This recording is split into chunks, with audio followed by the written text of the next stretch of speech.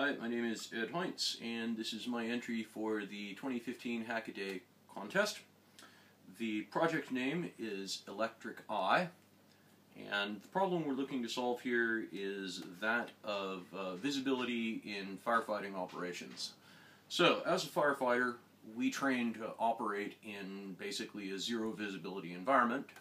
When you get an interior compartment with heavily logged smoke, you literally cannot see anything. I have been personally in a building in BA fighting a fire where your visibility is that much in front of your face. That's all you can see. And anything past that, you can't see it. You can put your hand there, you can't see it. Now, thermal imaging systems solve that problem because what they do is they see through the particulate matter in the air, the carbon in the air, and they see the heat. And the heat is actually, you can see through the smoke and see the heat. And it's a very good system. Unfortunately, it's fairly expensive. The commercial offerings, which we carry in the New Zealand Fire Service on our fire trucks, run about $15,000 to $18,000. Our budget as a volunteer brigade is about $3,000, I believe. So yeah, you're talking multiple years, and we're fairly well funded as far as volunteer brigades go. In a third world country, Pacific Islands, things like that, you're not going to have that kind of money. It just isn't going to happen. So that's what this project is about. The idea is to try and develop a thermal imaging system using off-the-shelf technology. This particular model I've developed using a lepton, a FLIR lepton module, and a Raspberry Pi as the board. It's got a Wi-Fi dongle, and the video is done by these guys here, which are basically just their video glasses you might use to look at video on a train or something. You can watch video through these things. So, the concept behind this is that it's going to be a helmet-mounted device.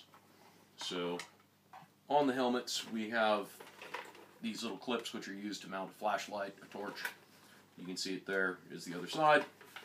This little guy here, I haven't actually put it onto the box yet, but I will eventually. So the concept is, we're in the helmet, and this guy is mounted on the side. At the moment, unfortunately, I'm running on shore power. I did purchase this lovely little lithium-ion battery for it, and it's bunk. So the manufacturer will be getting me a new one, but until they do, stuck with shore power. I've also tested it using AA batteries.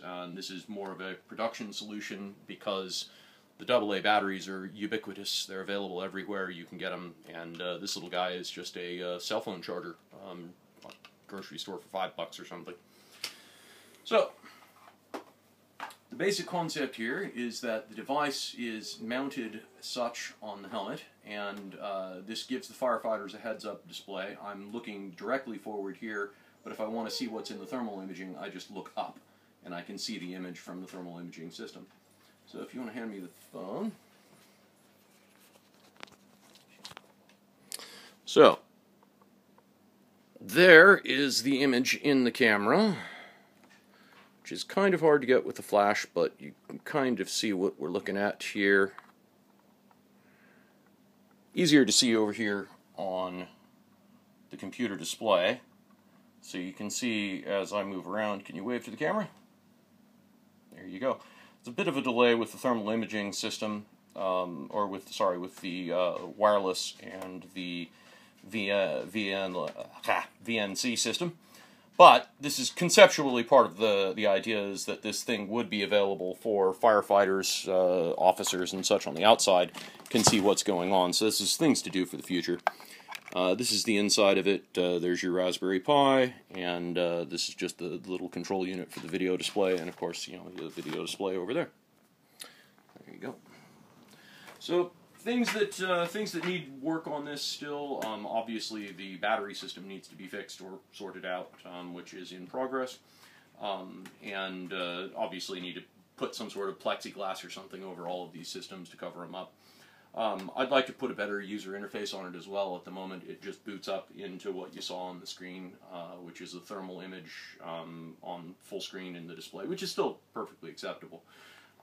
But I'd like to put in a user interface of some sort and a web interface perhaps and saving video. So that's the basic project. Thanks for your time.